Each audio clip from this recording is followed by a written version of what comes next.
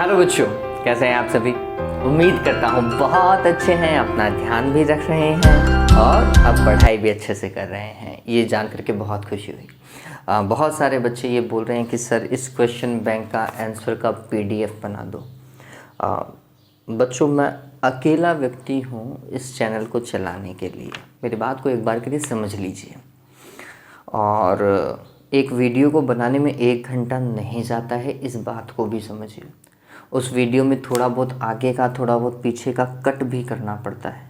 उस वीडियो की size 10 GB से घटा करके 5 GB और 4 GB भी करनी पड़ती है। और उसको करने के चक्कर में आपके 3 घंटे और चले जाते हैं। उसे अपलोड करने में 1 घंटा और चला जाता है। टोटल 1 घंटे का लेक्चर जो है बच्चों, वो 5 घंटे का बन जाता है। आप समझिए इतना टाइम जाता है। फिर आगे चलते हैं। आप जब इस क्वेश्चन पेपर की बात करेंगे ना बच्चों, मैंने एक ऑनलाइन मैं लाइव भी आया था रात को, तब मैंने बच्चों को पूछा था कि छोटे सवाल करवा दूँ, काम चल जाएगा क्या। तो उन सभी ने मेरे को ये कहा था कि हाँ सर, छोटे सवाल करवा दीजिए, काम चल जाएगा, बड़े सवाल तो हम खुद ही कर लेंगे। ये उनका रिप्लाई था। हाँ, उस वीडियो को मैंने डिलीट कर दिया क्योंकि फालतू में फिर और देखते फालतू का टाइम वेस्ट होता है, इसलिए फिर मैंने वो वीडियो हटा ही दिया। लेकिन मैं लाइव आया था, बहुत सारे बच्चों को पता भी होगा इस बारे में, ठीक है।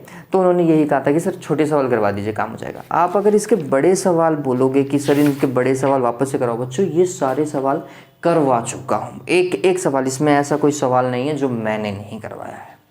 सारे सवाल करवा चुका हूँ। सारे वीडियो में अगर आप देखेंगे तो आपको ये सभी के सॉल्यूशन मिल जाएंगे, आसानी से मिलेंगे, ठीक है। तो और इनका पीडीएफ बनाऊंगा बच्चों। एक तो हिंदी की टाइपिंग मेरी बहुत ख़राब है, हालांकि इंग्लिश की भी कोई खास नहीं है, लेकिन हिंदी में कब तक तो मैं टाइप करूँगा, कब तक मैं लिखूँगा, शायद आपकी एग्ज़ाम भी चली जाएगी। तो आप मेरी लिमिटेशन को एक बार के लिए समझिए और थोड़ा बहुत काम खुद करने की कोशिश करो ना। जब आप खुद मन लगा करके किसी के लिए मेहनत करते हो ना, उसका फ़ायदा आपको खुद को मिलेगा बच्चों। तो प्लीज़ मैं उम्मीद करूंगा कि आप इस चीज़ को समझेंगे। आप बड़े सवालों के लिए भी कह रहे हैं, मैं कोशिश करूंगा कि मैं करा पाऊँ, कोशिश करूंगा बच्चों। 100% नहीं कह सकता क्योंकि इनमें बहुत ज़्यादा टाइम जाने वाला है। और जो मैंने 10 चैप्टर्स के लिए मतलब 10 प्री बोर्ड पेपर्स के लिए सोच रखा है, वो मैं आपको करवाऊँगा, वो बिल्कुल रह जाएंगे और वो मैं नहीं चाहता कि वो रह जाएँ, ठीक है। चलिए, तो अभी तो आप काम करना चालू कीजिए। एक पंक्ति के उत्तर लिखिए, ऐसा लिखा हुआ है। शब्द सीमा 10 से 20 शब्द। वीडियो चालू कर लेते हैं, है ना। ओके, तो नोट करते जाइएगा जल्दी जल्दी। कुछ के मैं आंसर दे दूंगा, कुछ के शायद आपको बोल के बता दूंगा। पहला सवाल देखिए क्या बोल रहा है। किसी वस्तु पर न्यूनतम संभव आवेश का मान होता है इलेक्ट्रॉन के आवेश के तुल्य। क्या लिखेंगे? इलेक्ट्रॉन के आवेश के तुल्य। और वो कितना? 1.6 × 10⁻⁻19 कूलम, प्लस माइनस का लगा लीजिएगा, ठीक है। इतना न्यूनतम आवेश हो सकता है, इससे कम नहीं हो सकता। यदि 2 बिंदु आवेश Q1 और Q2 के लिए Q1 और Q2 का गुणनफल 0 से कम है, 0 से कम है इसका मतलब ऋणात्मक है, तो एक प्लस का होगा और एक माइनस का होगा, तो उनके मध्य लगने वाला जो बल होगा बच्चों, वो आकर्षण का होगा। किसका होगा? आकर्षण का होगा। फिर आगे दूसरा देखिए, किसी आवेशित कण के द्रव्यमान और आवेश पर चाल का क्या प्रभाव पड़ता है। तो तीसरे में ये ध्यान में रखो, आवेश पर चाल का कोई प्रभाव नहीं, अप्रभावित, आवेश अप्रभावित रहता है, जबकि चाल बढ़ने पर द्रव्यमान भी बढ़ता है। अगर वस्तु की चाल प्रकाश के वेग के तुल्य है तो फिर उसके द्रव्यमान में भी वृद्धि होती है। आप चाहें तो फॉर्मूला लिख लीजिए, नहीं लिखोगे तो भी काम चल जाएगा, नहीं लिखोगे तो भी काम चल जाएगा। चौथा देखिए, ऐसे कण का नाम लिखिए जिसका विराम द्रव्यमान 0 होता है और अनावेशित होता है। फोटोन। कौन सा कण है वो बच्चों? फोटोन है, ये ध्यान में रखिएगा। फोटोन का विराम द्रव्यमान 0 होता है और अनावेशित होता है। 5वां, किसी समरूप आवेशित वलय के केंद्र पर विद्युत क्षेत्र की तीव्रता का मान होता है 0। कितना होता है? 0, क्योंकि सभी एक तरीके से ही बल लगा रही होती है तो 0 आ जाता है। 7वां, किसी चालक से कितने इलेक्ट्रॉन हटाए जाएं ताकि इस पर 3.2 माइक्रोकूलम आवेश आ जाए। कितने इलेक्ट्रॉन हटाए जाएं कि इस पे 3.2 माइक्रोकूलम आवेश आ जाए। तो इलेक्ट्रॉनों की संख्या ज्ञात करनी है, Q is equals to Ne का फॉर्मेट है। कौन सा फॉर्मेट है? Q is equals to Ne। कौन सा सवाल है ये? एक मिनट, छठा सवाल रह गया है ना। छठा सवाल देखिए, एक समान विद्युत क्षेत्र में विद्युत बल रेखाओं की प्रकृति क्या होती है? एक दूसरे के समांतर। क्या लिखोगे? एक दूसरे के समांतर होती है। सातवां देखिए, सातवें में आवेश का मान है 3.2 माइक्रो, मतलब 10 की घात माइनस 6 कूलाम। तो Q इज इक्वल्स टू होता है Ne बराबर 3.2 गुणा 10 की घात माइनस 6 कूलाम। तो फिर N का मान हो जाएगा 3.2 गुणा 10 की घात माइनस 6 भाग E, और E का मान होता है 1.6 गुणा 10 की घात माइनस 19। इससे इसको काटोगे कितना आएगा? 2।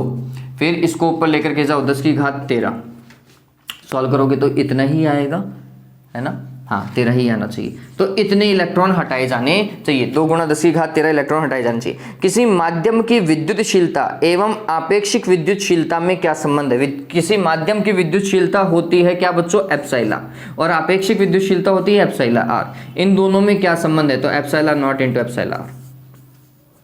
ठीक है, ध्यान में रखिएगा। ये 8वां था। 9वां देखिए, पानी के परावैद्युतांक का मान ज्ञात कीजिए। तो आपेक्षिक परावैद्युतांक पानी का होता है बच्चों 80। ठीक है, तो फिर एप्सिलॉन का मान कितना होगा पानी के लिए? ये होगा epsilon not into epsilon R. फिर एप्सिलॉन आर का मान कितना? 80। तो ये 80 हो गया, 80 एप्सिलॉन नॉट। तो ये लिखोगे 80, और एप्सिलॉन नॉट का मान होता है 8.85 गुणा 10 की घात माइनस 12। ठीक है, मात्रक लगा लीजिएगा। क्या होता है बच्चों? न्यूटन नहीं, कूलाम स्क्वायर प्रति न्यूटन मीटर स्क्वायर, ये होता है। फिर एप्सिलॉन नॉट का विमीय सूत्र क्या होगा? ये निकाला जा सकता है।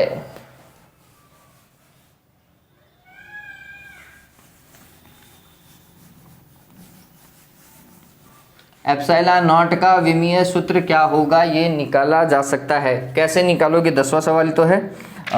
देखिए, F इज इक्वल्स टू होता है 1/4 pi epsilon not Q1 Q2 divided bye R square. तो एप्सिलॉन नॉट को इधर ले आओ, F को नीचे ले आओ। तो epsilon not is equals to हो गया Q1 Q2 divided by 4 pi F R square, है ना। आवेश के लिए क्या? A1 T1, और इसके लिए भी क्या? A1 T1। बल के लिए कितना? M1 L1 T-2। दूरी है L2, लिख दो। ठीक है, फिर कुछ कट रहा है क्या? दिख तो नहीं रहा। M ऊपर गया तो M की पावर -1। L देखो, L की घात -3 हो जाएगी। T देखो, T की घात -2, और ये प्लस की 4 हो जाएगी। और A2। ठीक है, ये किसका है? एप्सिलॉन नॉट का है। और चेक कर लीजिएगा, कोई दिक्कत नहीं। फिर किरचॉफ का लूप का नियम लिखिए। किरचॉफ का लूप का नियम लिखना है बच्चों। लूप वाला कौन सा? वोल्टा वाला नियम, KVL लिखना है आपको। तो किसी बंद लूप विद्युत सेल और परिपथों से बने हुए किसी बंद लूप में वोल्टताओं का बीजगणितीय योग, वोल्टताओं का बीजगणितीय योग सदैव कितना रहता है? 0 रहता है। यह ऊर्जा संरक्षण के नियम पर काम करता है, ये जरूर लिख करके आओगे। फिर इसके बाद में संधि के नियम का गणितीय रूप। संधि का नियम क्या था? धाराओं का बीजगणितीय योग कितना होता है? 0 होता है। किसी संधि पर मिलने वाली धाराओं का योग उस संधि से बाहर जाने वाली धाराओं के योग के बराबर होता है। किसी संधि पर आने वाली धाराओं का योग उस संधि से बाहर जाने वाली धाराओं के योग के बराबर होता है। या फिर किसी संधि पर मिलने वाली धाराओं का बीजगणितीय योग कितना होता है? 0 होता है। फिर विभव प्रवणता किसे कहते हैं? विभव प्रवणता बच्चों x होता है विभव मापी में, और ये क्या होता है? V डिवाइडेड बाय L, या फिर VAB डिवाइडेड बाय L, या फिर E डिवाइडेड बाय L, है ना। तो हम बोलते हैं कि विभव मापी तार की एकांक लंबाई पर विभव पतन ही क्या कहलाता है? विभव प्रवणता। वापस से, विभव मापी तार की एकांक लंबाई पर विभव पतन ही विभव प्रवणता कहलाता है। इसका मात्रक वोल्ट प्रति मीटर होता है। ठीक है। फिर 14वां, विभव मापी का मानकीकरण किसे कहते हैं? मानकीकरण क्या होता है? तो हम बोलते हैं विभव मापी का क्या ज्ञात करना? विभव प्रवणता ज्ञात करना। किसकी सहायता से? मानक सेलों की सहायता से। तो हम देखेंगे मानक सेल जैसे डेनियल सेल, कैडमियम सेल की सहायता से किसी विभव मापी की विभव प्रवणता को ज्ञात करना ही विभव मापी का मानकीकरण कहलाता है। वापस से सुन लीजिए, मानक सेल जैसे कैडमियम सेल, डेनियल सेल आदि की सहायता से क्या ज्ञात करना? विभव मापी की विभव प्रवणता ज्ञात करना ही मानकीकरण कहलाता है। फिर 15वां, विभव मापी की सुग्राहिता कैसे बढ़ाई जा सकती है? ये 2 सवाल मैंने पता नहीं कितनी बार करवाए हैं। विभव मापी की सुग्राहिता बच्चों उसकी विभव प्रवणता को घटा करके, और विभव प्रवणता 2 तरीके से घटाई जा सकती है, या तो विभव मापी तार की लंबाई बढ़ाओ या विभव मापी के प्राथमिक परिपथ में बहने वाली धारा का परिमाण कम करके। तो आपको क्या लिखना है? सुग्राहिता को बढ़ाने के लिए विभव मापी तार की लंबाई को बढ़ाया जाता है एवं प्राथमिक परिपथ में बहने वाली धारा के परिमाण को कम किया जाता है। ठीक है, कैसे बढ़ाई जाती है? 16वां, मीटर सेतु में प्रयुक्त तांबे की पट्टियां मोटी क्यों बनाई जाती हैं? ताकि तांबे की पट्टियों का प्रतिरोध न्यूनतम हो एवं रीडिंग के मान में या पाठ्यांक के मान में त्रुटि न्यूनतम हो। वापस से, तांबे की मोटी पट्टियों के कारण उनका प्रतिरोध अत्यल्प हो जाता है, जिससे पाठ्यांक में अत्यल्प त्रुटि होती है या नगण्य मात्र त्रुटि होती है। ठीक है। 17वां, आदर्श वोल्टमीटर का प्रतिरोध कितना होता है? ऐसा होना चाहिए। आदर्श वोल्टमीटर का प्रतिरोध क्या होता है? ऐसा होना चाहिए। तो वोल्टमीटर का प्रतिरोध कितना बच्चों? अनंत होता है, और अमीटर का प्रतिरोध 0 होता है, ध्यान में रखिएगा। हाँ, किसी सेल का आंतरिक प्रतिरोध क्या होता है? तो हम बोलते हैं किसी सेल के अंदर, देखो धारा कहां से कहां की ओर जाती है? उसके ऋणात्मक इलेक्ट्रोड से धनात्मक इलेक्ट्रोड की ओर जाती है।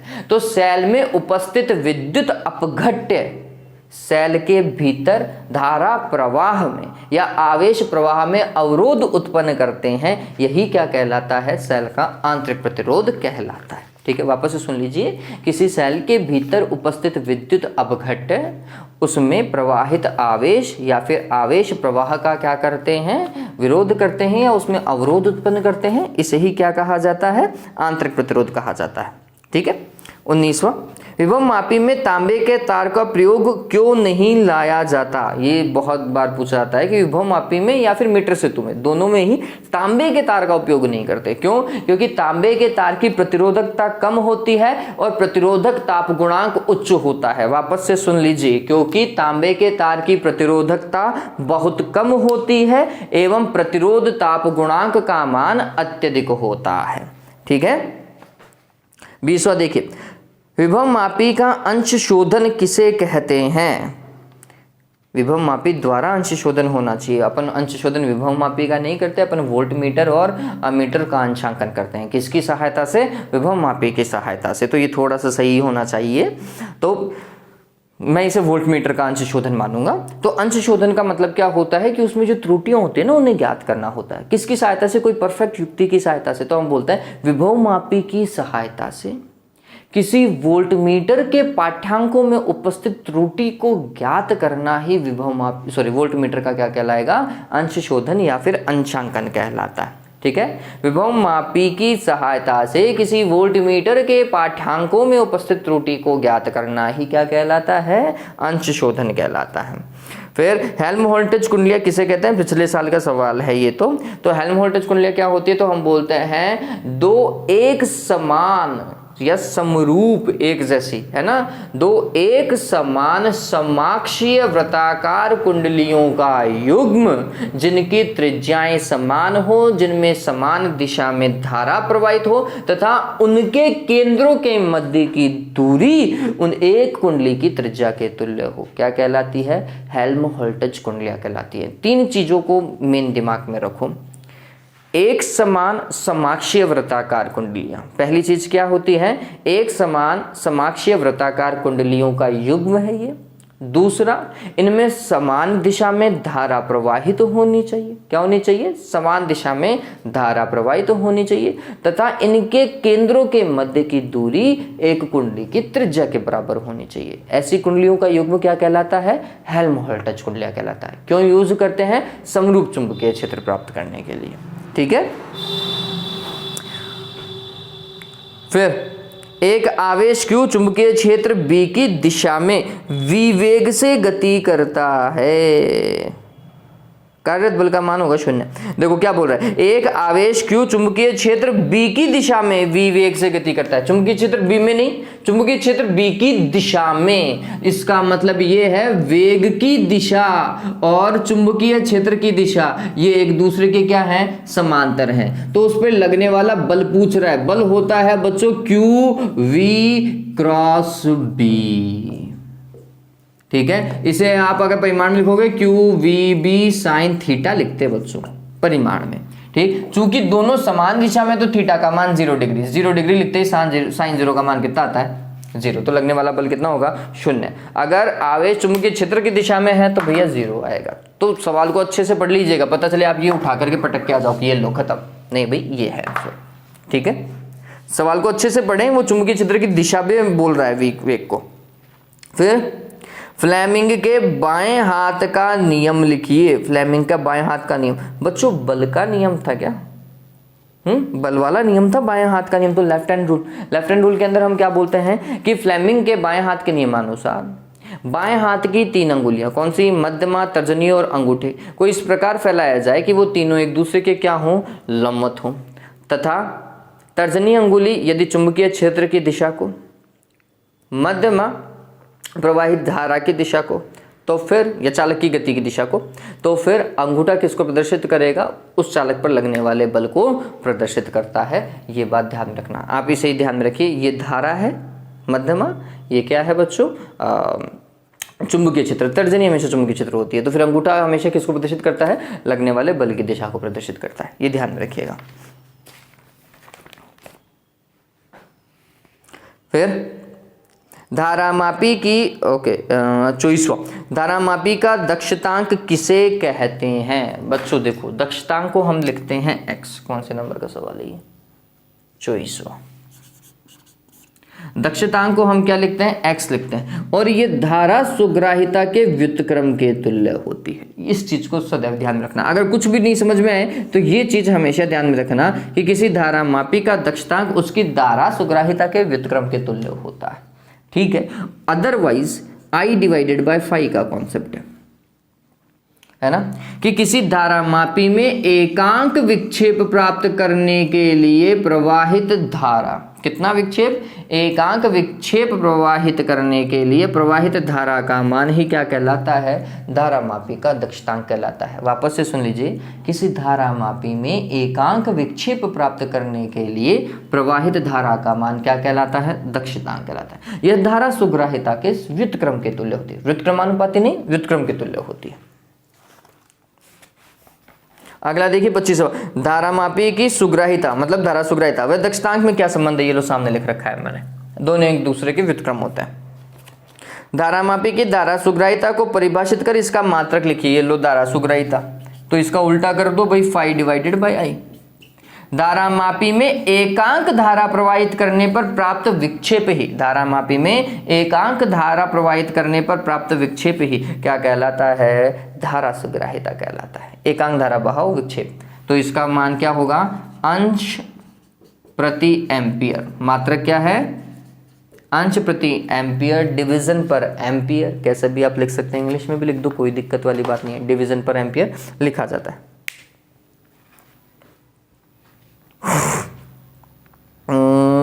27वां ये ना, 27वां देखो, धारामापी को अमीटर में किस प्रकार परिवर्तित किया जाता है। धारामापी को अमीटर में कैसे परिवर्तित करते हैं बच्चों, तो हम बोलते हैं किसी धारामापी के समांतर क्रम में अत्यल्प परिमाण के शंट प्रतिरोध को लगा करके, किस में परिवर्तित किया जाता है, अमीटर में। धारामापी के समांतर क्रम में अत्यल्प परिमाण के शंट प्रतिरोध को लगा करके उसे अमीटर में बदल दिया जाता है। ठीक है, किसी धारामापी को वोल्टमीटर में किस प्रकार परिवर्तित किया जाता है, तो कैसे करते हैं, तो हम बोलते हैं धारामापी के श्रेणी क्रम में क्या लगा करके, उच्च प्रतिरोध को संयोजित करके। धारामापी के श्रेणी क्रम में उच्च प्रतिरोध को संयोजित करके उसे वोल्टमीटर में परिवर्तित कर लिया जाता है। फिर 29वां एम्पियर का नियम लिखिए। क्या था भाई, B.ds था या B.dl था, बताओ भाई, समाकलन किसका, B.ds करूं या B.dl करूं, बच्चों बी डॉट डी एस मत कर देना देवताओं, फंस जाओगे। बी डॉट डी एल बराबर क्या, म्यू नॉट समीशन आई। चुंबकीय क्षेत्र में किसी बंद पथ से संबंधित चुंबकीय क्षेत्र का रेखीय समाकलन,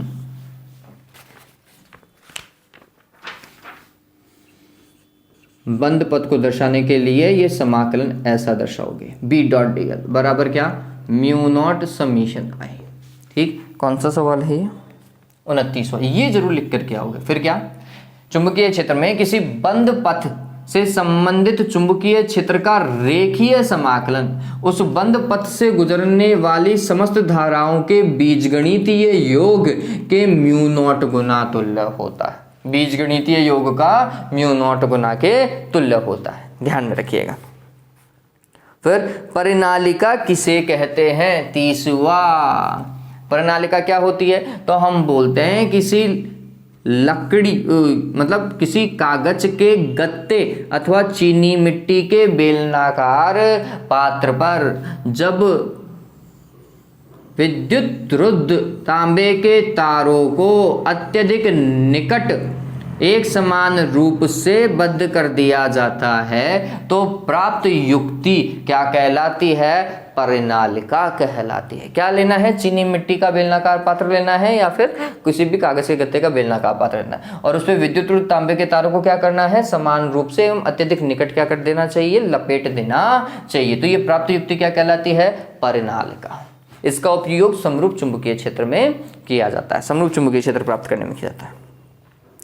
पृथ्वी की सतह पर नतिकोण का मान 90 डिग्री कहां होता है, चुंबकीय अक्ष पर, चुंबकीय ध्रुवों पर, सॉरी चुंबकीय ध्रुवों पर 90 डिग्री कहां पर, चुंबकीय ध्रुवों पर। और विषुवत रेखा पर कितना होता है, 0 डिग्री होता है। ये बात ध्यान में रखना, विषुवत रेखा पर कितना होता है, 0 डिग्री होता है। हाँ। चुंबकीय पारगम्यता से क्या अभिप्राय है बच्चों, वो म्यू के लिए बात कर रहा है ना। और आपने ये पढ़ा होगा B is equals to mu H, इसका मतलब म्यू इज इक्वल्स टू क्या, B डिवाइडेड बाय H। तो आप यहाँ से आप लिख सकते हैं भाई, एक तरीका तो ये, या दूसरा तरीका क्या भाई, किसी पदार्थ से गुजरने वाली चुंबकीय बल रेखाओं की क्षमता ही है ना क्या कहलाती है, उसकी चुंबकीय पारगम्यता कहलाती है। अगर ज़्यादा गुजरेगी तो चुंबकीय पारगम्यता ज़्यादा, कम गुजरेगी तो कम। ठीक है, किसी पदार्थ से गुजरने वाली चुंबकीय बल रेखाओं की क्षमता ही उसकी चुंबकीय पारगम्यता को प्रदर्शित करती है। अदरवाइज आप इस फॉर्मूले का यूज़ कर लीजिए, क्या भाई, किसी पदार्थ हेतु चुंबकीय प्रेरण एवं चुंबकन क्षेत्र का अनुपात ही उसकी चुंबकीय पारगम्यता कहलाती है। कितने सवाल हो गए रे, 32। आगे देखिए, धारणशीलता किसे कहते हैं, है ना। अवशेष चुंबकत्व होता है धारणशीलता, ठीक। और इस धारणशीलता के लिए H का मान कितना, 0, और B का जो मान होता है वही क्या कहलाता है, धारणशीलता। तो हम बोलते हैं, ये सवाल बहुत अच्छा सवाल है, धारणशीलता। तो हमने इसके लिए क्या परिभाषा डिफाइन करी कि लोह चुंबकीय पदार्थों हेतु BH वक्र में वह स्थिति, वापस से समझ लीजिए, लोह चुंबकीय पदार्थों हेतु BH वक्र में वह स्थिति जब चुंबकन क्षेत्र का मान तो 0 होता है लेकिन पदार्थ के भीतर चुंबकीय प्रेरण का मान 0 नहीं होता, यह बचा हुआ चुंबकीय प्रेरण ही क्या कहलाती है, धारणशीलता। अदरवाइज जो सिंपल और सटीक डेफिनेशन है धारणशीलता की, तो हम बोलते हैं चुंबकीय प्रेरण का वह मान जिस पर चुंबकन क्षेत्र का मान 0 होता है क्या कहलाता है, धारणशीलता कहलाता है। ठीक है, वापस से, चुंबकीय प्रेरण का वह मान जिसके लिए चुंबकन क्षेत्र का मान 0 होता है धारणशीलता कहलाता है। इसके आगे ये लगा लीजिएगा, लोह चुंबकीय पदार्थों में BH वक्र में, ठीक है, लोह चुंबकीय पदार्थों हेतु BH वक्र में चुंबकीय प्रेरण का वह मान जिसके लिए चुंबकन क्षेत्र का मान 0 होता है, धारणशीलता कहलाती है। ये बहुत बार बता चुका हूं मैं। 34वां देखिए, माध्यम की चुंबकीय पारगम्यता एवं चुंबकीय प्रवृत्ति में संबंध लिखिए। तो आप 2 संबंध लिख दीजिए। 34वां क्या भाई, mu R is equals to 1 प्लस काई M, या फिर mu is equals to mu not 1 प्लस काई M। ठीक है, हालांकि ये परम सत्य है, आप ये भी उतार सकते हैं। वैसे तो यही लिख करके आएंगे, इसी से काम हो जाएगा अपना। तो अगला देखिए, चुंबकीय प्रेरण भी चुंबकन क्षेत्र H और माध्यम की चुंबकीय पारगम्यता म्यू के मध्य संबंध लिखिए। वाह वाह, बहुत ही बढ़िया। हाँ, क्या भाई, B इज इक्वल टू क्या लिखते हो, B0 प्लस B1 लिखते हो, नहीं लिखते हो? अरे यही लिखते हैं ना देवताओं। ठीक, ये क्या होता है, म्यू0 H होता है, ये क्या होता है, म्यू0 I होता है। और एक मिनट, अरे ये तो सिंपल सा था, इसको काहे को मैं कॉम्प्लिकेट कर रहा हूँ। बी एच और म्यू में संबंध है ना, B is equal to mu H. अभी थोड़ी देर पहले लिखा था बच्चों, लिखा था नहीं लिखा था, ये ध्यान रखिएगा। बी इज इक्वल टू क्या होता है, म्यू एच होता है। फिर चुंबकन तीव्रता को परिभाषित कीजिए। चुंबकन तीव्रता होती है बच्चों आई, है ना, और ये क्या होता है, capital M divided by V। जब किसी पदार्थ को, जब किसी चुंबकीय पदार्थ को बाह्य चुंबकीय क्षेत्र में रखा जाता है तो उसके एकांक आयतन में उत्पन्न हुआ चुंबकीय आघूर्ण ही, या उसके एकांक आयतन में प्रेरित चुंबकीय आघूर्ण ही क्या कहलाता है, चुंबकन तीव्रता कहलाता है। एकांक आयतन में उत्पन्न हुआ चुंबकीय आघूर्ण, ठीक है। इसका मात्रक क्या होता है, एम्पियर प्रति मीटर होता है। क्या होता है इसका मात्रक, एम्पियर प्रति मीटर होता है, ध्यान में रखिएगा। फिर 37वां देखिए, चुंबकीय प्रेरण भी चुंबकन क्षेत्र H और चुंबकन तीव्रता I के मध्य संबंध। ओके, ये जो मैं थोड़ी देर पहले लिख रहा था ये वही वाला संबंध होगा। BH और I के मध्य संबंध बताना है आपको। 37,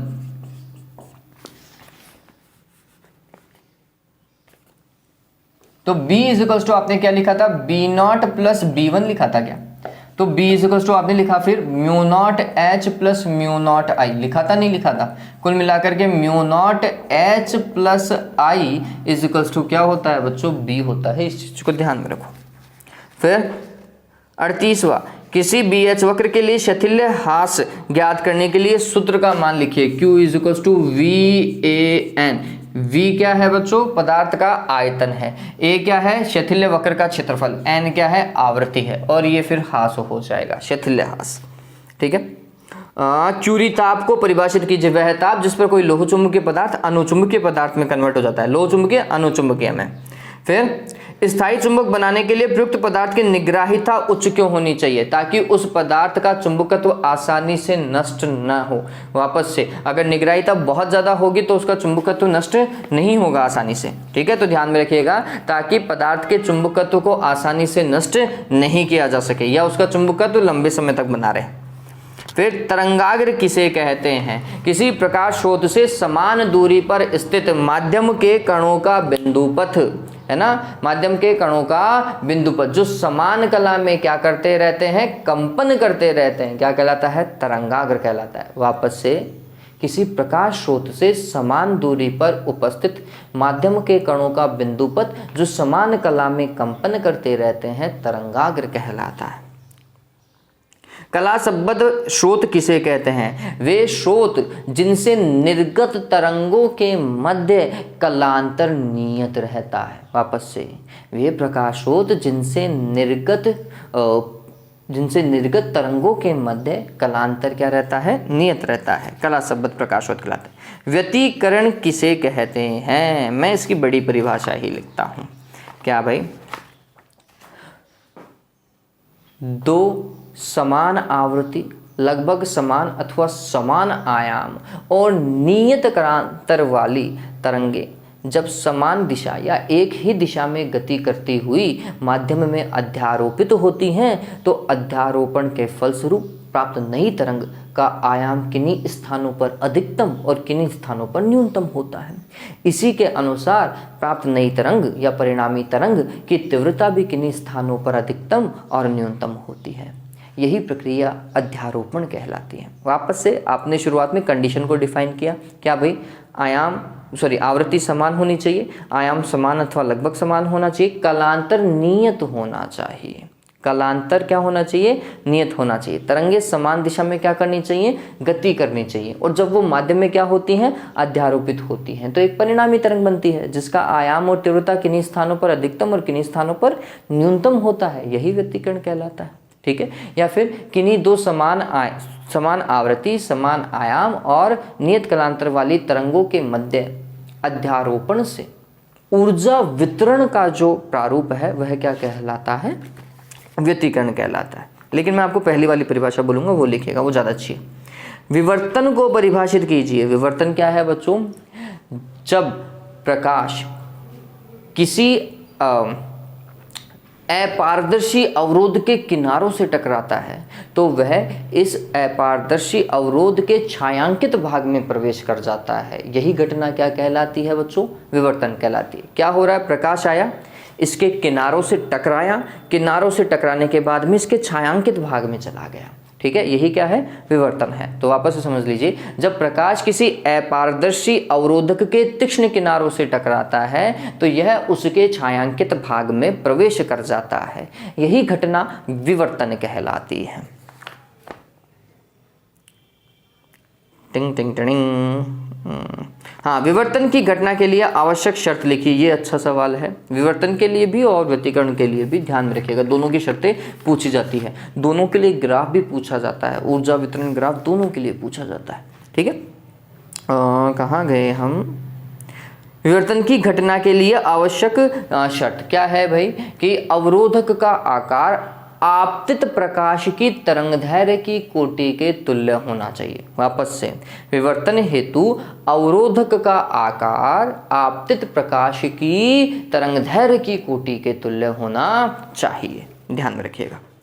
प्रकाशिक उपकरण की विभेदन क्षमता को परिभाषित कीजिए। विभेदन क्षमता क्या होती है, जो सन्निकट रखी वस्तुओं के प्रतिबिंब को विभेदित कर पाना ही क्या कहलाती है, विभेदन क्षमता कहलाती है। वापस से, किसी प्रकाशिक उपकरण द्वारा दो सन्निकट रखी बिंदु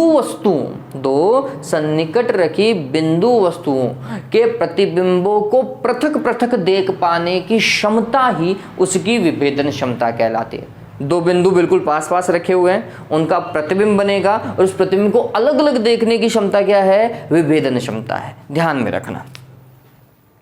तो आप कह सकते हैं उनके प्रतिबिंबों के विवर्तन चित्र को भी अलग अलग देखने की क्षमता भी विभेदन क्षमता ही कहलाती है।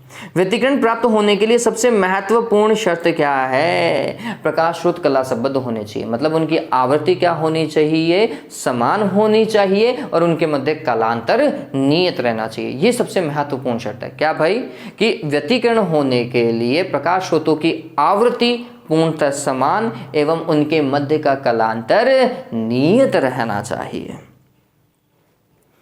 48, यदि किसी सूक्ष्मदर्शी के अभिदर्शक का द्वारक बढ़ा दिया जाए तो उसकी विभेदन क्षमता किस प्रकार बदलेगी, बढ़ जाती है। ध्यान में रख लीजिएगा, ये मैंने आपको लास्ट टाइम ही बताया था कि रिजॉल्विंग पावर जो है वो समानुपाती होती है। किसके बच्चों, व्यास के।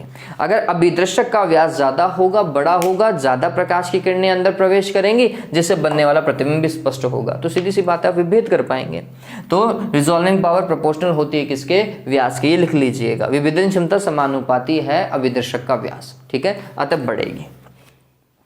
तरंगाग्र व किरण में क्या भिन्नता है, तरंगाग्र क्या होता है, किरण दो अलग अलग चीजें हैं। किरण प्रकाश के गति की दिशा को प्रदर्शित करती है कि प्रकाश किस दिशा में गति कर रहा है, जबकि तरंगाग्र क्या है, कणों का कंपन है बच्चों। जो समान कला में कंपन करते रहते हैं ना, उन कणों के कंपनों का बिंदुपथ ही क्या कहलाता है, तरंगाग्र कहलाता है। तो दोनों की परिभाषा लिख दो। क्या भाई, कि प्रकाश स्रोत से समान दूरी पर समान कला में कंपन करते हुए कणों का बिंदुपथ ही क्या कहलाता है, तरंगाग्र कहलाता है। पहला तरंगाग्र कंप्लीट हो गया। किरण में क्या लिखोगे कि किसी तरंगाग्र पर खींची गई लंबवत रेखा। ये बात ध्यान रखना, किरण हमेशा तरंगाग्र क्या होती है, लंबवत होती है। तो किसी तरंगाग्र पर खींची गई लंबवत रेखा जो क्या प्रदर्शित करती है, तरंग संचरण की दिशा को प्रदर्शित करती है या प्रकाश के गति की दिशा को प्रदर्शित करती है, किरण कहलाती है। 50वां, कलांतर व पथांतर में क्या संबंध है? 50वां ये ना, हाँ भाई, कलांतर और पथांतर, कलांतर होता है फाई, पथांतर होता है लैम्डा से रिलेटेड कर पाएंगे। तो एक्स में लिख देता हूं, तो पथांतर del X is equals to क्या हो जाएगा बच्चों, ध्यान रखिए, lambda divided by 2 pi into कलांतर। पथांतर बराबर lambda divided by 2 pi into कलांतर, या फिर कलांतर बराबर 2 pi divided by lambda into पथांतर। ठीक है, कैसा भी कर दीजिए। हाँ 51वां देखिए, आइंस्टीन का प्रकाश विद्युत समीकरण लिखिए। भाई दो कामों में काम आता है, आप यही लिख के आएंगे, H nu is equals to H nu not plus half M V square maximum. ठीक है, इस चीज को समझ लीजिए। अदरवाइज आप क्या लिखें, H nu minus H nu not is equals to half M V square maximum. ठीक है, आप चाहें तो एच को कॉमन लेकर के लिख लो, nu minus nu not is equals to half M V square maximum. पहला और तीसरा दोनों में से कोई भी एक, ठीक है, लिख करके आएंगे, पहला और तीसरा। बता दीजिएगा, आपतित प्रकाश या आपतित फोटोन की ऊर्जा, धातु का कार्यफलन, उत्सर्जित इलेक्ट्रॉन की अधिकतम गतिज ऊर्जा। आपतित फोटोन की ऊर्जा, धातु का कार्यफलन, उत्सर्जित इलेक्ट्रॉन की अधिकतम गतिज ऊर्जा।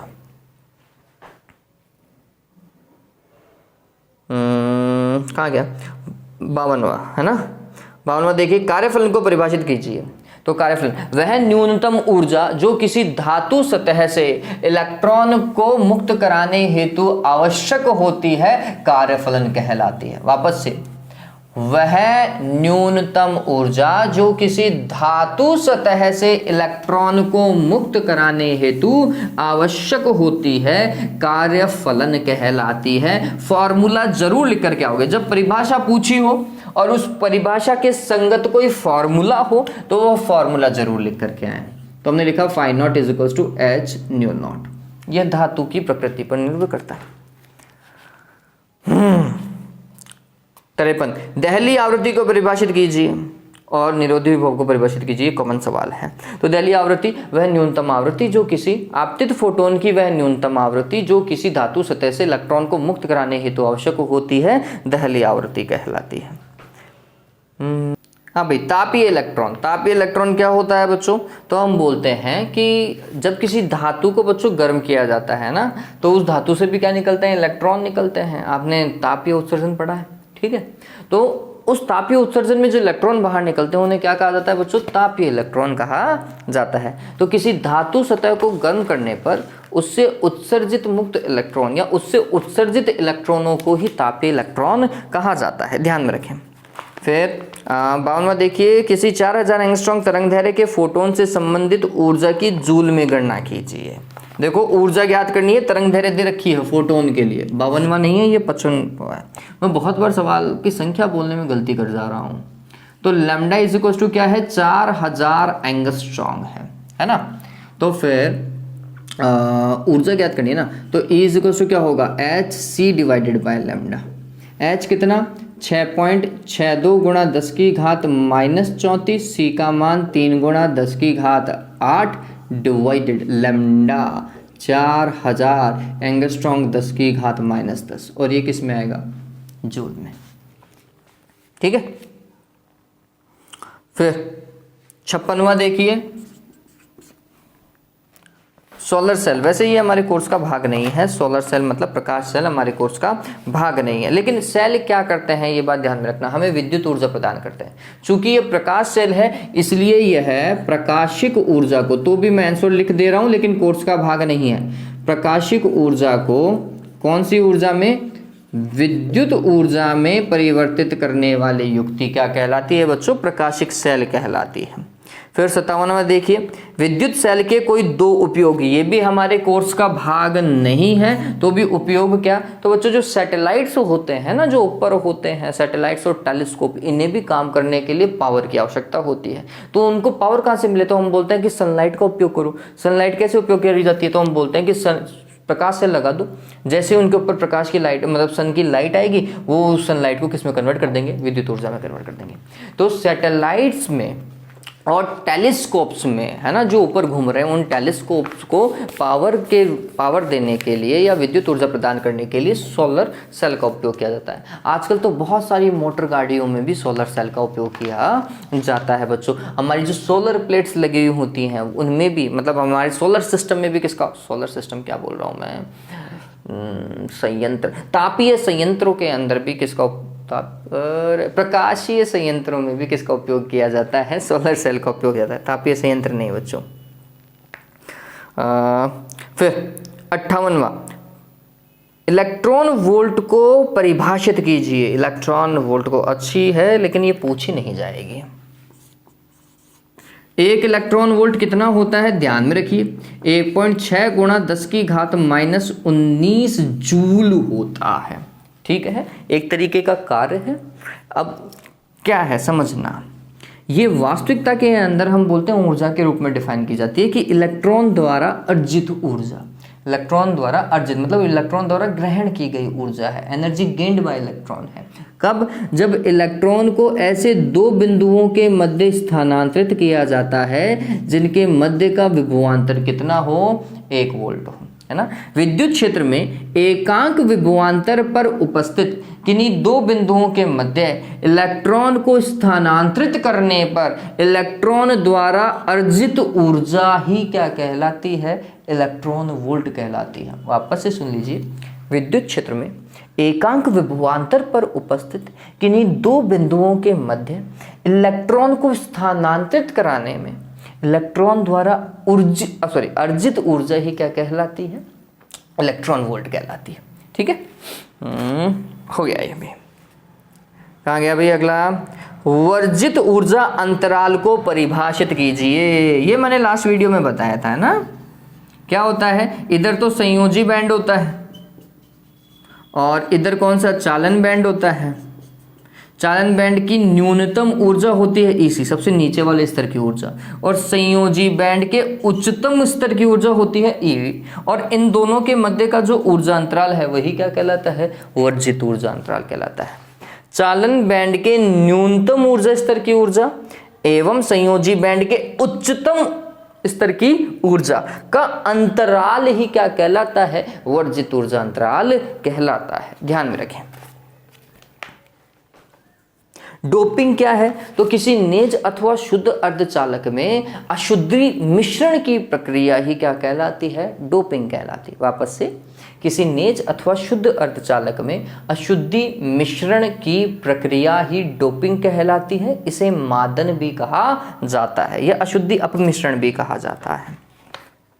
61वां देखिए, इलेक्ट्रॉन एवं होल में किस की गतिशीलता, किसकी नहीं लिखा हुआ, किसकी कर लीजिएगा, किसकी गतिशीलता अधिक होती है एवं क्यों। बच्चों ध्यान में रखिएगा, इलेक्ट्रॉन की गतिशीलता ज्यादा होती है, इलेक्ट्रॉन की गतिशीलता ज्यादा होती है किससे, होल्स की गतिशीलता से। क्यों, क्योंकि इलेक्ट्रॉन का द्रव्यमान होल्स की तुलना में कम होता है। ध्यान में रखिएगा, है ना। जब आप गतिशीलता का फॉर्मूला लिखते हो ना, आप ऐसा लिखते हो E² डिवाइड बाय m, ये फॉर्मूला पढ़ा था 5वें चैप्टर में था ये, ठीक है। E² डिवाइडेड बाय m, तो द्रव्यमान के व्युत्क्रमानुपाती होती है गतिशीलता।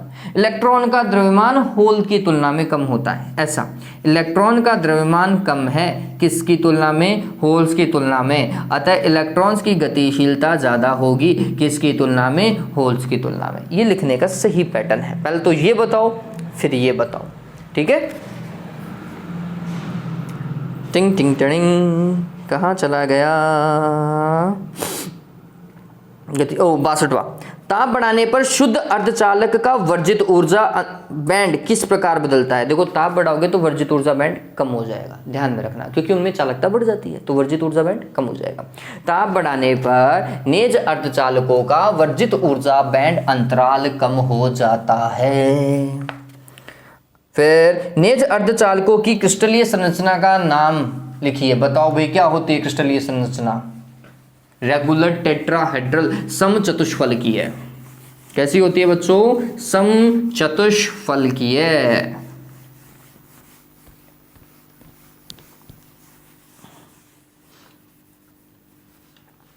नेज अर्धचालकों की क्रिस्टलीय संरचना समचतुष्फलकीय होती है। ये बोर्ड में आया हुआ सवाल है। तार्किक या लॉजिक द्वार से आप क्या समझते हैं? तो हम बोलते हैं द्विआधारी, समझना इस चीज को, द्विआधारी पद्धति पर कार्य करने वाले ऐसे इलेक्ट्रॉनिक उपकरण जो कि एक निश्चित तार्किक संबंध का पालन करते हुए दिए गए निवेशी संकेत से एक निश्चित एक निश्चित द्विआधारी निर्गत संकेत प्रदान करते हैं। क्या कहलाते हैं बच्चों? तार्किक द्वार कहलाते हैं। वापस से क्या चीज याद रखनी है? द्विआधारी पद्धति पर काम करते हैं। कौन सी पद्धति पर काम करते हैं? द्विआधारी, बाइनरी सिस्टम के ऊपर काम करते हैं। क्या है ये? इलेक्ट्रॉनिक उपकरण है, इलेक्ट्रॉनिक उपकरण है। फिर और क्या करते हैं? एक तार्किक संबंध का पालन करते हैं। किसका पालन करते हैं? तार्किक संबंध का पालन करते हैं। और द्विआधारी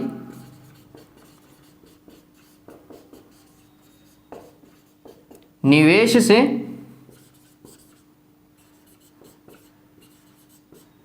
द्विआधारी निर्गत संकेत प्रदान करते हैं। ठीक है, तो वे द्विआधारी पद्धति पर कार्य करने वाले इलेक्ट्रॉनिक उपकरण जो एक निश्चित तार्किक संबंध का पालन करते हुए निवेशी द्विआधारी संकेत से एक निश्चित द्विआधारी निर्गत संकेत प्रदान करते हैं, तार्किक द्वार कहलाते हैं। तार्किक द्वारों में निवेश की संख्या अधिक हो सकती है या निवेशी टर्मिनलों की संख्या एक से अधिक होती है, जबकि निर्गत टर्मिनल की संख्या एक ही होती है। 65वां, एक्सोर द्वार की सत्यता सारणी लिखिए। एक्सोर, मैं इसको बहुत छोटा सा बना देता हूँ, एक्सोर की सत्यता सारणी को छोटा सा बना देता हूँ। और ये सत्यता सारणी कब बनती है? जब आपको इसका बुलियन समीकरण पता हो, इसका तार्किक संबंध पता हो। तार्किक संकेत भी बनाइए। 65 और 66 एक साथ है भाई। पहले 66 का आंसर लिख रहा हूं। एक्सोर के लिए y इज इक्वल टू होता है a प्लस बी, प्लस कैसा लिखा है ध्यान रखिए, इसका मतलब होता है a b bar plus a bar b। ठीक है ये बात। अब आगे चलते हैं भैया। सत्य सारणी मैं छोटी ही बनाऊंगा। और एक्सोर के अंदर क्या कॉन्सेप्ट काम करता है बच्चों? एक्सोर में एक कॉन्सेप्ट काम करता है कि जब दोनों संकेत एक जैसे हों, जब दोनों संकेत एक जैसे हों तो निर्गत संकेत हमेशा शून्य होता है। एक जैसे होंगे निर्गत संकेत शून्य। अगर दोनों संकेत अलग अलग हैं तो फिर निर्गत संकेत बनाएगा। ठीक है, आप चाहें तो उल्टा कर दो, इधर 0 इधर 1 कर दो और इधर 1 और इधर 0 कर दो, तो भी कोई बात नहीं है। ठीक है, अगर बस ध्यान रखना दोनों अलग अलग होंगे तो 1 आएगा, दोनों एक जैसे हैं तो 0 आएगा, ये ध्यान में रखना बस। 67वां, पीएन संधि क्षेत्र में अवक्षय क्षेत्र क्या होता है? 67 क्या होगा भाई? अवक्षय क्षेत्र जहां पर किसी प्रकार का कोई भी बहुसंख्यक आवेशवाहक इलेक्ट्रॉन और होल उपस्थित नहीं होता, मात्र धन और ऋणायन ही उपस्थित होते हैं। क्या कहलाता है? अवक्षय क्षेत्र कहलाता है। पीएन संधि तल के निकट स्थित वह क्षेत्र जहां कोई भी बहुसंख्यक आवेशवाहक जैसे इलेक्ट्रॉन और होल्स उपस्थित नहीं होते, मात्र धन एवं ऋण आयन ही उपस्थित होते हैं, क्या कहलाता है? अवक्षय क्षेत्र कहलाता है। और लास्ट, धारा लाभ अल्फा तथा बीटा के मध्य संबंध क्या होता है भाई? Alpha is equals to beta divided by 1 plus beta, हाँ यही होता है। और बीटा इज इक्वल्स टू क्या होगा? Alpha divided by 1 minus alpha, ऐसा ही है ना, alpha divided by 1 minus alpha होता है, ध्यान में रखिएगा। करके देख लीजिएगा, यहां से भी यही आना चाहिए। अदरवाइज सबसे सही क्या है? 1 अपॉन इसको I E divided by I C 1 upon alpha is equals to 1 plus 1 upon beta. ठीक है, सबसे सही तरीका तो यही है। और इसको सॉल्व करो और लेकर के आ जाओ, है ना। सबसे सही तरीका तो वैसे ये है, इससे ये भी बनेगा और ये भी बनेगा। चलिए ओके, तो आज के लिए मेरे हिसाब से इतना इनफ है। वीडियो अगर आपको पसंद आ रहा है तो प्लीज़ इसे लाइक कर दीजिएगा और हो सके तो शेयर कीजिएगा। इस चैनल के लिए उन सभी बच्चों को पकड़ना बहुत ज़रूरी है जिन्हें वास्तविकता में कोई ऐसा सोर्स नहीं मिला जहाँ से वो फिज़िक्स पढ़ सकें स्कूल के अलावा, और वो ट्यूशन भी नहीं कर पा रहे हों। ठीक है, तो प्लीज़ वहाँ तक पहुँचाइए। तो इसे जितना हो सके उतना शेयर करने की कोशिश कीजिएगा। Have a good day, take care.